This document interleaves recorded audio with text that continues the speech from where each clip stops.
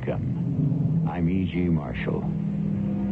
Bliss it is to be alive, but to be young is heaven. Youth. Squandered gold so quickly spent. But how else could it be?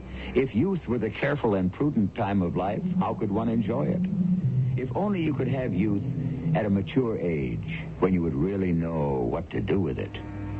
But that would be like having your cake and eating it. Well, who says you can't? You want me to become a spy, Colonel? What a horrid word, spy. No, never. Say better, a guide. But you're saying I must... Different? No. Aren't those who ridicule the people's government also very sick? Aren't they also in desperate need of help? Well... As a true friend, have you a choice?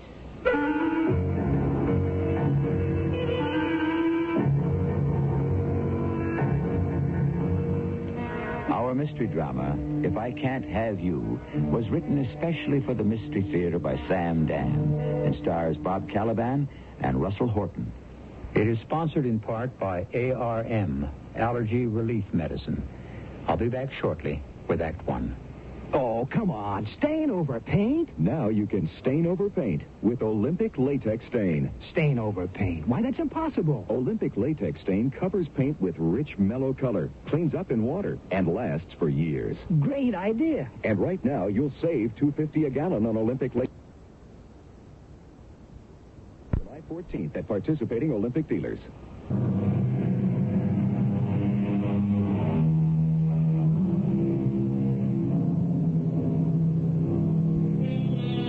Young, attractive, talented, famous. Victor Volovsky plays the violin. Praskovya Suslov is the cellist. Sergei Berdyaev is at the piano. Each is a virtuoso. And they have combined to form this magnificent chamber music trio. They live in a country where this type of music is taken very seriously. They call themselves the February Trio.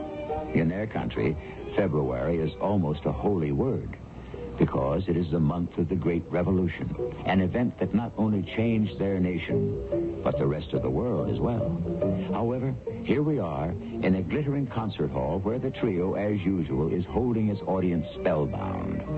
But, as you will notice, the beautiful harmony, the marvelous blend, the magnificent togetherness seems to exist only on stage.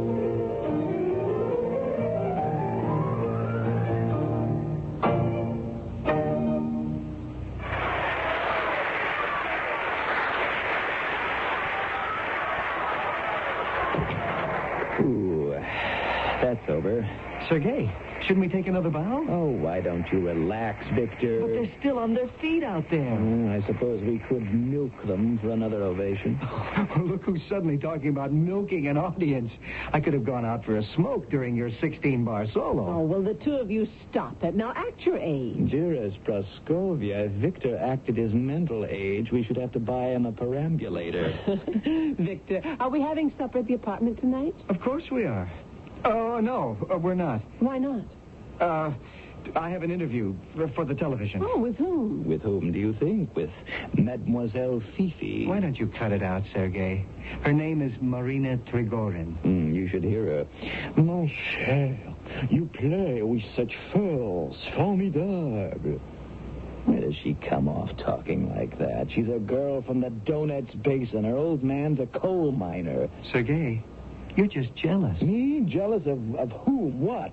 Does the distinguished critic of Red Music Magazine go out of her way to interview you? Red Music Magazine. You have to be a party hack to write for it.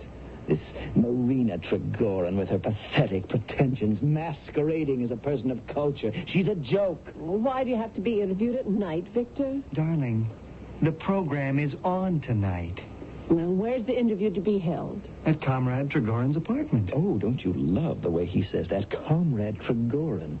Makes her sound like some serious, austere spinster. And she isn't? Everyone knows she got the job because of certain Physical attributes? Are you going to listen to him and ruin your evening, Praskovia? Well, why don't we all go to the interview? We can't. It's a rather small apartment. Oh? And it will be filled with technicians and cameras and cables. You know, those things turn into a madhouse. And besides, Marina doesn't like to have strangers on the set. Strangers? Well, you know, people who are not directly involved in the telecast. Besides, the poor girl is really quite shy. I'm going home, Victor. Praskovia, darling, you know I could never seriously look at another woman. Just try not to be late. You were a great help, Sergei. You are not being honest with her, Victor. Ah, Sergei. Because one enjoys the nectar of a rose, does it mean one must forego the sweetness of all the other flowers in the field? Oh, Victor, you have absolutely no moral sense. How can you say that? You don't deserve Praskovia. Nobody deserves Praskovia. She's an angel. Too good for any of us. Well, then let us say you deserve her least. And who deserves her most, Sergei? You? I would make her happy. And what do I make her? Miserable. Evidently, she would rather be miserable with me than happy with you. Well, what do you plan to talk about on this interview? I don't know what Marina is going to ask. Oh, yes, you do. Stupid, insipid questions. They're the best kind. Really? They're the safety. Ah, safety. That's the watchword, isn't it? Sergei, what's gotten into you this evening? I know what you'll talk about, how the aspirations of the people are expressed in music. What nonsense. Does the music care who plays it? You might be a little bit more careful how you talk. The only people who truly have aspirations in this country are the ones who are in prison. Sergei, don't say that. Not even to me. Not even in private. Why, Victor? Would you ever inform on me? How do you know this dressing room isn't bugged? Why can't we talk about the government and what we really think of these insipid television programs? Because we would wind up being exiled to the mines. That's the kind of government we have. Come on, Sergei. When did this country have a government that was any good? For the last 1,000 years, no matter who was running it, didn't the government always oppress the people? So, you admit it. The truth is that tyranny does not affect you and me. It's bad, perhaps, for writers, artists, scientists, people like that, whose stock in trade is ideas. But you and I, we're musicians. We deal in emotions. Aren't we free to concertize as we like? I'm sorry I started the discussion. You refuse to see it. You're angry about Praskovia. What can I tell you, Sergei? The better man won.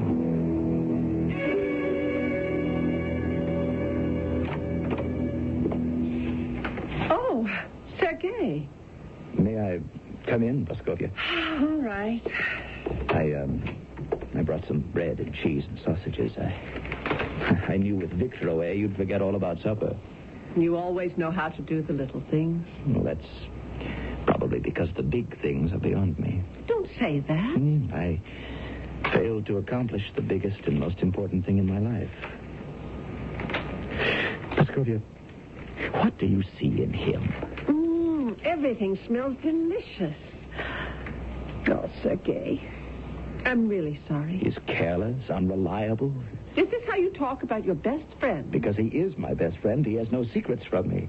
Unfortunately, love doesn't ask the right questions. Actually, love asks no questions. If love were sane and sensible, I'd be in love with you. Would you? You're a very logical, dependable person, Sergei. Both feet on the ground. You give a woman a feeling of security. And still, you chose Victor. I didn't choose him. Love chose him. Well, it's almost time for that television program. Must we watch that abomination? No, you mustn't be so hard on people, Sergei. Oh, wait till you hear this woman. You'll think I'm being kind to her. Go ahead. Turn on the set. Good evening, citizens. This is Marina Trigorin with another sparkling melodic page from Red Music.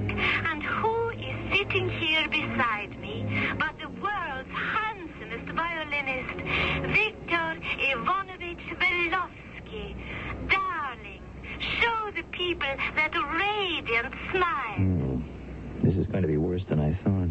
The French have a a word for him. Adorable. Victor Ivanovich, darling, say something. Oh, turn him off. He's said enough. Well, he hasn't said anything yet. He's already said everything. What do you mean? I can tell by the way they look at each other. What can you tell? Everything. They exchange the glances of a man and a woman who already know each other very well. Oh, turn on the set. But you told me to turn it off. Oh, turn it on. His playing, as everyone knows, is absolutely, as they say in French, comme il faut. Millions know the man of music, but who knows the man himself? Is it true that you and that very sweet Praskovia Suslav, the cellist in your trio, are engaged? Oh, yes. Does Praskovia know how lucky she is? Sometimes. Oh, turn it off. I wish you'd make up your mind. It isn't going to get any better. Is it true that you and that very sweet Praskovia Suslav are engaged? Oh, you'd think I was a chocolate bar. What does he see in her, anyhow? She is pretty. Oh, what am I going to do, Sergei? You could marry me. Where did you find such heavenly sausage? I said you could marry me. Oh, dear Sergei, I don't love you. You think you don't love me. I know I don't love you. Only because you refuse to give yourself a chance. Try me for a while. Try you? I love you so completely, you don't have to share me with anyone, especially Mademoiselle Fifi. Oh, this caviar divine. But it's not that good. Love me instead of Victor. No, but you're his best friend. Then why isn't he here to protect his interests? He becomes infatuated easily. But he always comes back to me. One day he'll meet someone who won't let him come back. He may have met her already. Sergei, No, you're worried. Already there are shadows, little lines of care on your adorable face. Praskovia, be in love with me. But I'm not. Try it. Who knows? Perhaps you actually will begin to love me. At any rate, it will do you no end of good. How? Why does Victor feel free to try his wings? Because he is secure in the knowledge that his own little bird will never leave the nest. She will wait patiently, lovingly for him to return. Isn't that so? Oh, well. Why not give Victor something to worry about? What have you got to lose? Praskovia, pretend to love me. What can happen? Either Victor will behave himself, or you will discover that all along, I've been the one for you. I don't know. Look, we shall turn on the television set. No. It should be against the law for one man to be so handsome and so talented. You see how she clutches his arm? Talons like a vulture. Turn it off. How he eats it up. The fool. Shall we give Victor something to worry about? Yes, Sergei. We shall definitely give Victor something to worry about.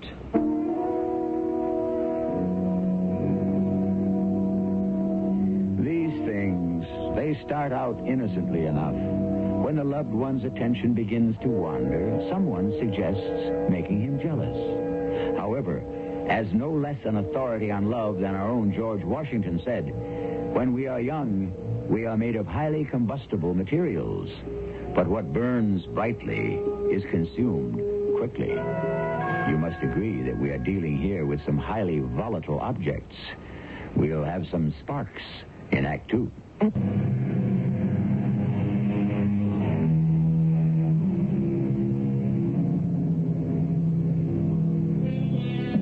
Jealousy is always born together with love, as a very discerning French philosopher once said, and therefore we may safely assume that they are twins, and not just ordinary twins, but Siamese twins at that. They are indivisible. Where you find one, you must also deal with the other. Love and jealousy. Has anyone ever been able to separate them?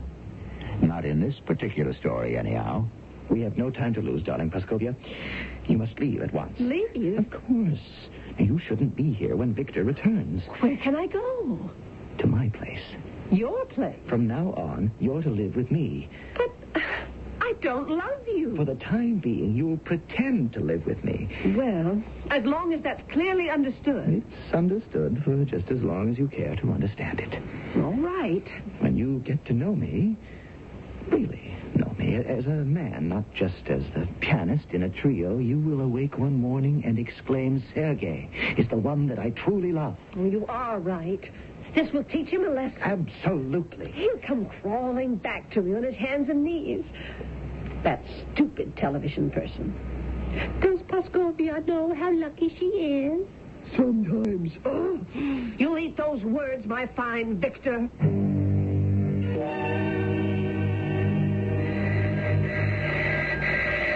Well, shall we answer it? It's your apartment, Sergei. It has now also become your apartment, Paskovia. Let me in, Paskovia. I know you're there. Go away, Victor. You're becoming a nuisance. Open the door. We'll see you promptly at 9 in the morning for rehearsal. I'll keep ringing this bell all night. Oh, let him in, Sergei. As you like, darling. What's going on here? Well, that should be obvious. I no longer choose to live with you. Instead, I have chosen to live with Sergei. Why? Because, in answer to a question posed by that intellectual giantess, Mademoiselle Pithy, I do not know how lucky I am to be engaged to the adorable, desirable Victor Ivanovich Volovsky. Paskovia, you know I love you. Me, among others. And where do you figure in this, Sergei? Sergei is a fine, spiritual, perceptive human being. Yes. Oh, this fine, spiritual, perceptive human being doesn't hesitate 1 second to steal his best friend's fiancée. Steal? Is this some bourgeois society where one human being is the property of another? Oh, cut it out, Sergei. Go ahead, Praskovia. Live with Sergei for a while. See what a pain in the neck this fine, perceptive human being can be. Spiritual? Oh, you'll come crawling back to me. I may or may not forgive you.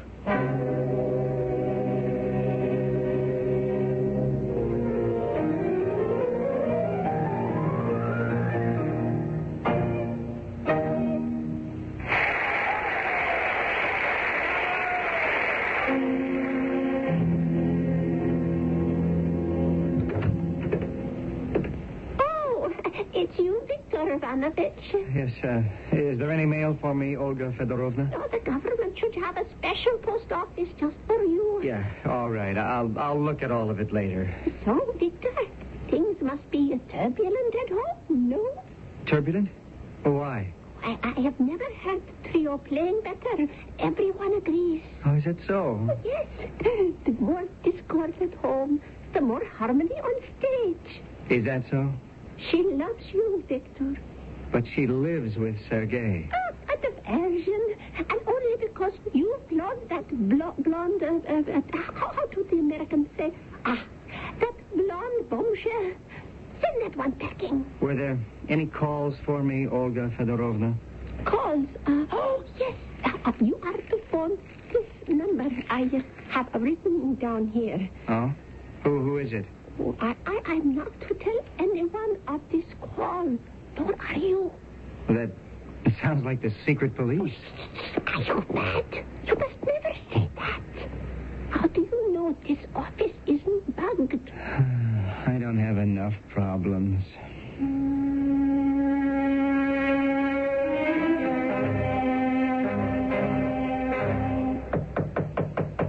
Come in. Yes? I was told to see a Colonel Rostov. I am Colonel Svetlana Rostov. Oh. Well, how do you do?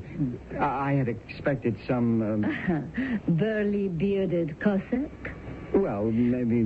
Won't you have a chair? Comrade Walowski?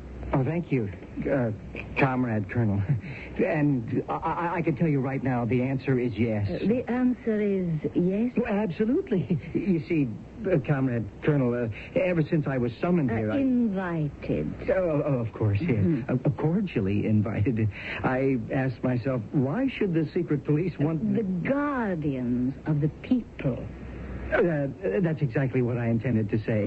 Yes, the guardians of the people, who, I might add, never sleep in their zeal. Please continue. Well, I asked myself, why should they want to see me? Me, Victor Walowski, a musician, a person who has done nothing else in his life but play music. Nothing else? Played music, made love. I ask you, Comrade Colonel, what else is there? You were saying... Oh, yeah, well, I said to myself, the only thing they could possibly ask of me is to have the February Trio play at a benefit concert for the widows and orphans of the secret police. The guardians of the people. Yes, those valiant, ever-watchful guardians of the people. Yeah. When I think of the poor, work-worn widows and those thin, large-eyed children, I tell you, Comrade Colonel, my heart weeps. Of course, the trio shall be honored to play. That is not why you were invited to come here. No. But then, Comrade Colonel, may I ask... Of course. It is our wish that you supply us with information. Information? Mm-hmm. Well, what sort of information? All sorts of information. Such as? Statements that might injure the people. You mean... You want me to be a spy? A spy? Comrade Victor, how can you say such an ugly word? But See, Comrade Victor, the people's government must be on constant alert. Of course. The imperialist enemy is everywhere. I wouldn't doubt that, but... Spreading the infection of treason. Now, at first, treason may consist of cynical, sarcastic remarks, little jibes at the people's government. These may seem harmless enough, but they are the prelude to a more serious counter-revolutionary activity. Tell me, Comrade Victor, have you heard anyone speaking in that manner recently?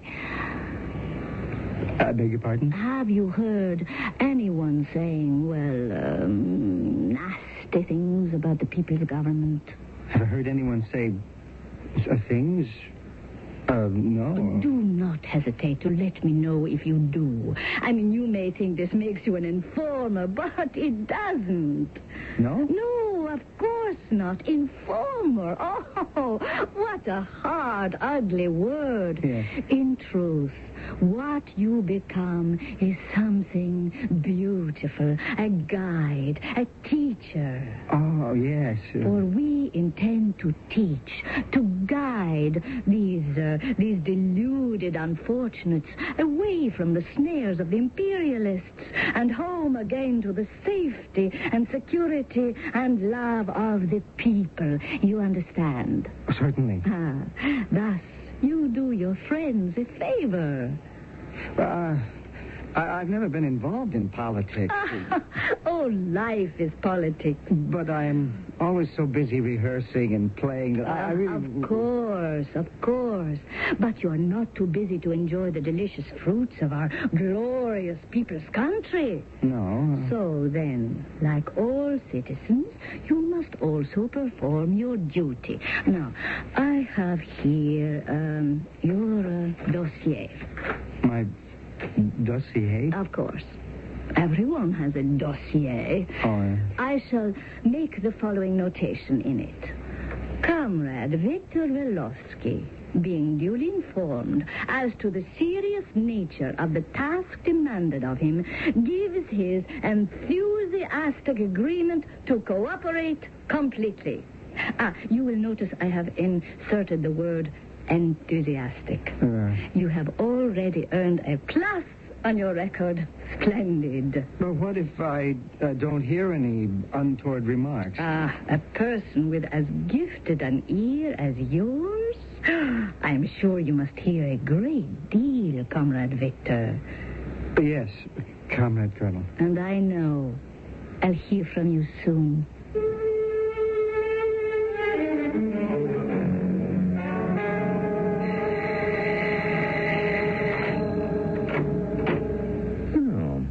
Speak of the devil.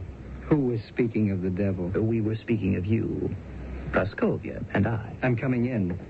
Don't try to stop me. Be my guest. All right, Praskovia. Let's go. Go? Well, we don't rehearse again until tomorrow. Let's go home. Home? With me. You love me. I love you. We belong together. Victor, I think you're reading the wrong note. You keep out of this. Well, he can't very well. Sergei and I are going to be married. That's impossible. Why is it impossible? He's the best pianist in the world. No, he isn't. He may be in the top 10. Is that a reason to marry him? Well, I don't need a reason to get married. So, you see, old boy? Don't call me old boy. Don't patronize me with your superior attitude. You're angry about Praskovia. What can I tell you, Victor? The exact words you told me, the better man won. Just wish me luck. All right. Sergei, I wish you all the luck in the world. See, Praskovia? He's really a good sport. You're going to need all the luck you can get.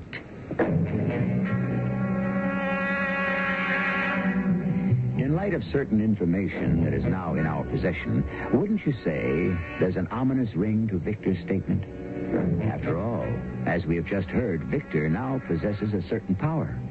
But would he use it selfishly for his own ends? We must wait to find out when I return with Act 3. Help!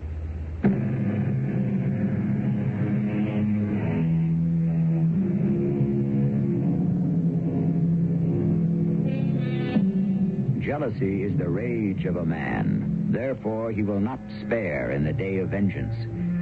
So the Bible tells us. Yes, and jealousy is also a two-edged sword.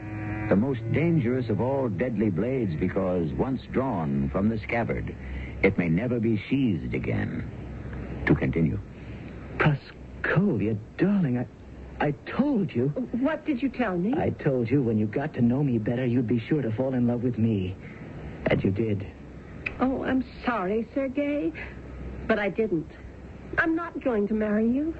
But you said we would be married. Well, I know I said it. But that doesn't mean it's going to happen. Then you didn't mean it? No, Sergei. I didn't mean it. Why did you say it? Because I want to teach Victor a lesson. You're using me. Well, it was your idea. Weren't you the one who said, give Victor something to worry about? Well, yes. Didn't you say, pretend to love me? What can happen? Either Victor will come running back and behave himself, or you'll discover that all along I've been the one for you. I'm sorry. The experiment didn't work. I can't help it if I still love Victor. Praskovia, if I could only make you see things as they really are. The way things are, I love Victor. I just can't help it.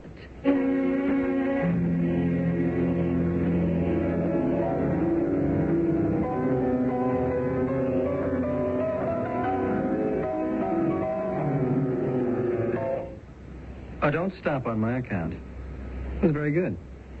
Thank you. Is Praskovia here yet? It's early. In the second movement, 6 bars after the letter E. Yes, I know the part. A little more attack might be good. I thought I gave it a little too much. It could use just a bit more. I'll try it. You're not going to marry Praskovia. I won't allow it. You won't? I won't. What do you think you can do about it? I know how to stop you, Sergei. Do you? A word to the wise should be sufficient. Where it concerns Praskovia, wisdom has never been my long suit. I'd hate to do it. Hate to do what? Stop you. Just don't force me. If I can't have Praskovia, nobody else can.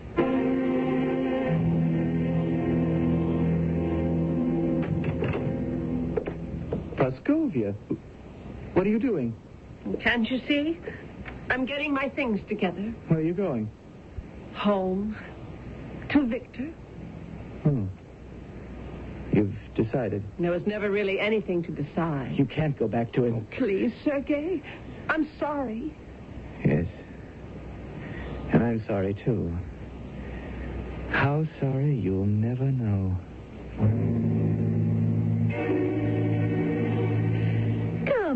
Come in, dear comrade Victor.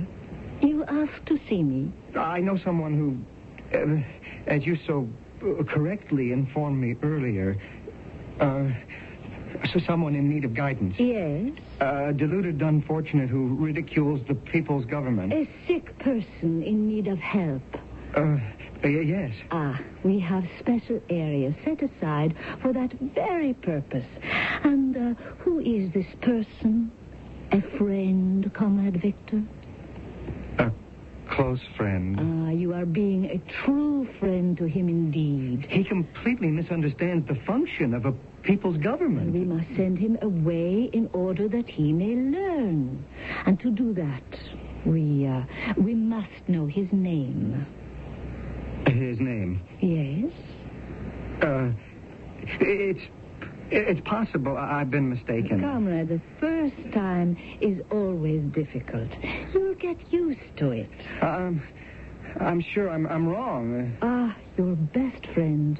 It must be Sergei Berdayev. You see, I had to help you. But I won't enter that detail on your record. Now, go, comrade Victor, and continue the good work.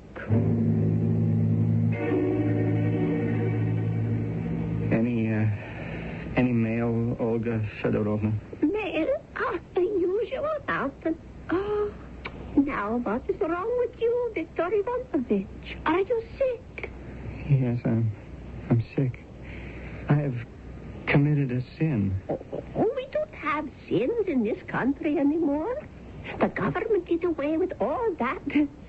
We have crimes, yes, but sins, no.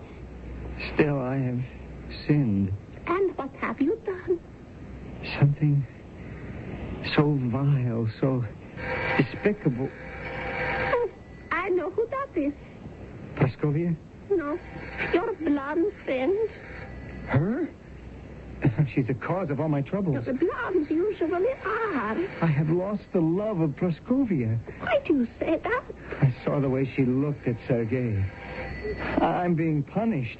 But do you mind answering that phone? It's for you. Tell Marina I never want to see her again. No, if that's the way you feel about it. Hello? Who is it? Marina Trigorin. Oh, you want to speak with Victor? Well, he told me to inform you. Just a moment. Hold on, Olga. I'll speak with her. Had there been a taker, I would have won the bet. Oh, hello, Marina? No. I've been busy. Huh? You need more talk for the magazine interview? So I can't come over. I must practice at home. Oh, yes, 4 or 5 hours a day. Well, I wouldn't want you to get your editor angry. If all you want me to do is talk into a tape recorder, yes, all right. I'll be home in 10 minutes. Yes, Marina. Au revoir.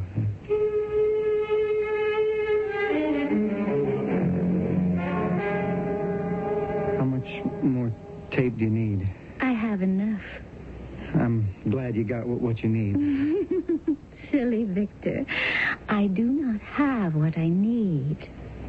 What do you need? Can't you guess? Mon cher, kiss me. I don't think we should. Kiss me. Well, all right. It's just this once.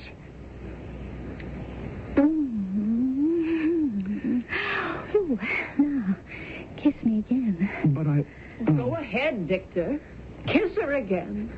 Praskovia? Yes, it's Praskovia. Well, when When did you get here? Just a few moments ago. Well, I didn't hear you come in. So, you are the sweet and lovely Praskovia. Yes, the chocolate bar. Oh, but she is charming, Victor. Well, I'm sorry I interrupted you. No. Marina was just leaving. She came here to get some more tape for her interview. You see? There. That's her tape recorder. Oh, you'll never change. Darling, that isn't true. When I think of how I loved you, how I was willing to crawl back to you on my hands and knees. I come here and find you making love. Oh, we weren't exactly making love. Well, suppose I'd walked in 2 minutes later. 2 minutes. And you, mademoiselle, you think he belongs to you now, do you? Oh, what can I tell you? I suppose the best woman won. You chose her, didn't you, Victor? Praskovia, I didn't. Please, listen. No, you listen. If I can't have you, well, neither can anyone else.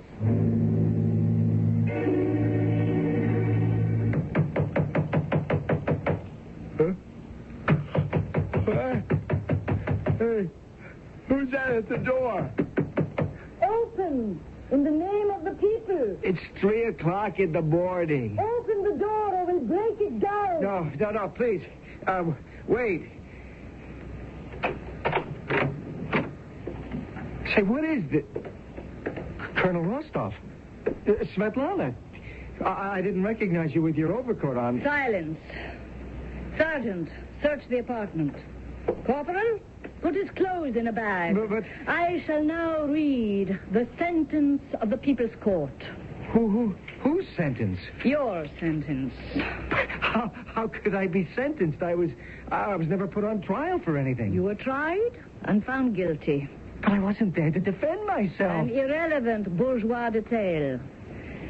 Citizen Victor Ivanovich Velovsky, you have been found guilty of anti-people's activity.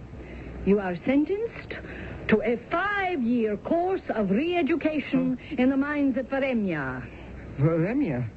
Well, that's almost at the North Pole. Sergeant, take him away. But you can't. And if he tries to escape, shoot him.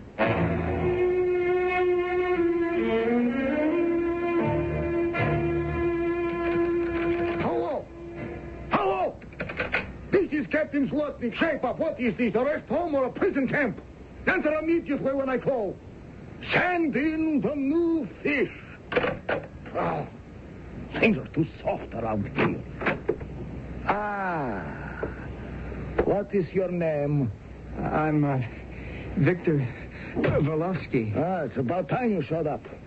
Comrade Captain, there's a mistake. There must be a mistake. That's what they all say. You're in the right place. I've been waiting for you. You have, Comrade Captain? And so have the other two.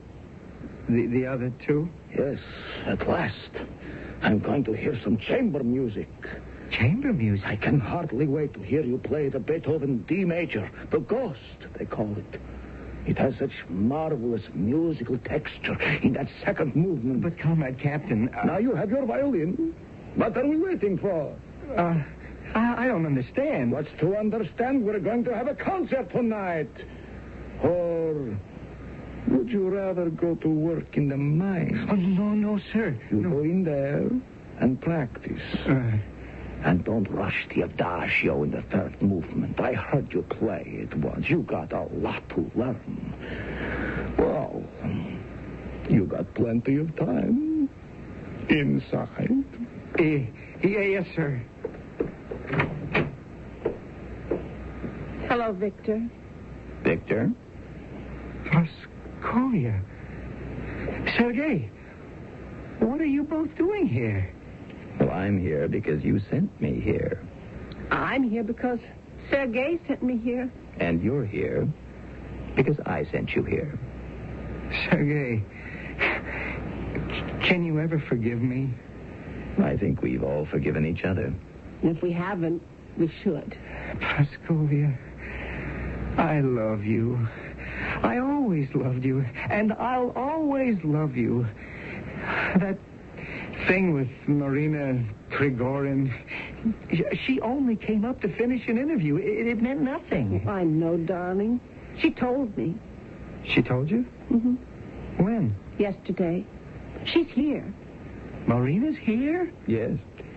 And now that I know her, I find her a very interesting lady. Oh, I'm so happy for you, Sergei. Well, what's Marina doing here? Well, what are so many of us doing here? Someone probably said of Marina, if I can't have you, nobody else will. Well, shall we begin, gentlemen? I understand a mutual friend of ours is expected to arrive any day now. Comrade Colonel Svetlana. You must be joking. Is anyone safe? What a reunion we shall have, hmm? Will you give us the downbeat, darling? And where will it all end? Oh, well. And.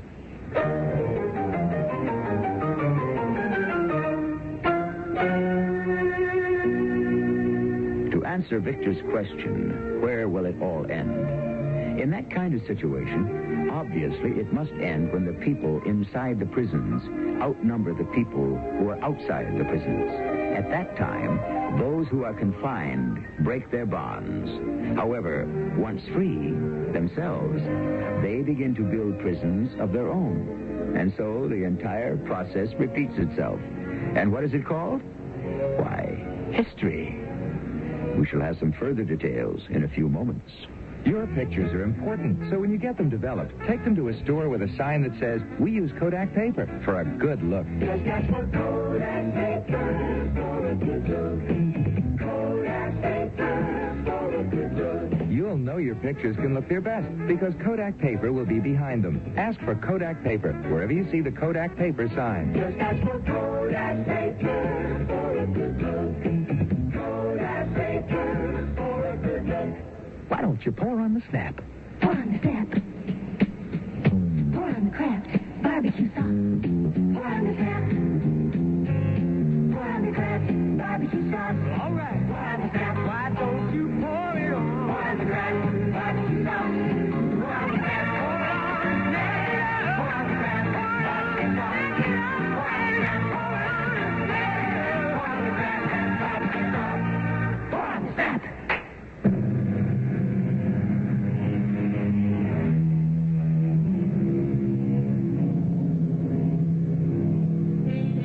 It has been said, and you've heard it before on our show, quis custodiet ipsos custodes?